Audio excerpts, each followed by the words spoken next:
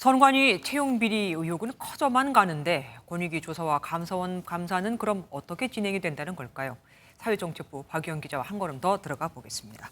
박 기자, 선관위는 앞서서 감사원 감사는 받지 않겠다. 그러면서 권익위 조사に협조하겠다고 하지 않았었습니까? 네, 맞습니다. 그게 불과 닷새 전만 해도 권익위 역시 선관위가 조사에 잘 협조하고 있다 이렇게 말을 했었거든요. 맞아요. 권익위는 2주 전에 특별조사단을 꾸려서 지금까지 드러난 것 외에 선관위에 다른 특혜 채용은 없는지 기초 자료를 쭉 훑었고 오늘부턴 현장 조사에 나섰습니다. 미리 방문 날짜와 필요한 자료를 예고했고 오늘 중앙선관위와 17개 시도 선관위, 그러니까 제주도까지 그 조사단을 모두 보냈는데 가보니 선관위 직원들이 줄 자료가 없다, 자료 준비를 아직 못했다 했다는 겁니다. 앞서 전해드린 대로 그럼 감사원의 감사를 받게 된 게 그 이유인 겁니까? 그렇습니다. 선관위는 당초 감사원 감사를 안 받겠다고 버티다가 여론이 심상치 않자 뒤늦게 수용했는데 그렇죠. 좀 조건이 있었죠. 예, 그게 아마 고위직 간부 자녀의 특혜 채용 의혹에 관해서만 조사를 받겠다 이거였죠. 맞습니다. 그러니까 선관위 전체 직원이 아니라 고위직 자녀에 한해서 그리고 또 다른 업무는 안 되고 특혜 채용에 한해서 이렇게 딱 범위를 정해준 건데요.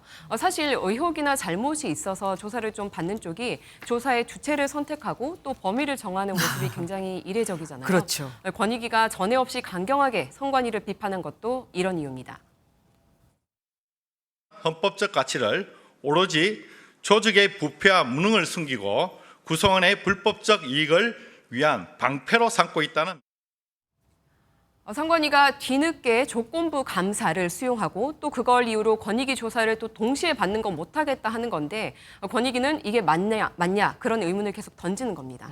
그런데 권익위가 선관위 쪽에다가 권한쟁의 심판을 포기하라고 요구했습니다. 사실 선관위가 권한쟁의 심판을 요구한 것은 바로 이 감사원을 대상으로 한 거 아닙니까? 맞습니다. 선관위가 그러니까 권익위가 아니라요. 예, 권익위가 아니고 감사원에 이제 권한쟁의 심판을 청구하려고 하겠다고 한 건데요. 오늘 기자회견에서 그렇게 제안을 했었는데 권익위는 선관위가 첫째, 감사원 감사를 모두 수용하고 둘째, 권한쟁의 심판을 청구하지 않으면 우리가 조사에서 손을 뗄 수도 있다고 이렇게 밝혔습니다. 네. 그러니까 권한쟁의 심판은 우리가 이제 잘잘못을 따지려면 소송을 걸듯이 이제 각 국가 기관들이 저 기관에 이럴 권한이 있는지 좀 가려달라고 헌법재판소에 네. 묻는 거거든요. 네. 그러니까 감사원은 권한이 없다, 감사가 적법하지 않다 이런 인식이 선관위에 깔려 있다는 게 권익위의 판단입니다.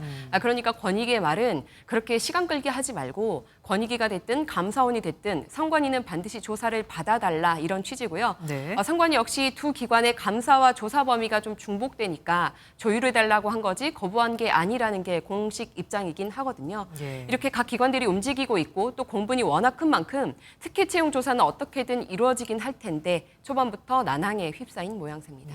국가기관끼리 이렇게까지 또 첨예하게 대립하는 것도 흔치 않은 일 같습니다. 지금까지 박유영 기자와 함께했습니다. 안녕하세요, 김주하입니다. 공정하고 신속한 MBN 뉴스 유튜브를 통해서도 만나보실 수 있습니다. 특히 더 많은 뉴스와 라이브를 보고 싶으시다면 오른쪽을 눌러서 구독하시면 됩니다. 어렵지 않죠? 빠르고 정확한 뉴스로 계속 찾아뵙겠습니다. MBN 뉴스를 시청해 주신 여러분 고맙습니다.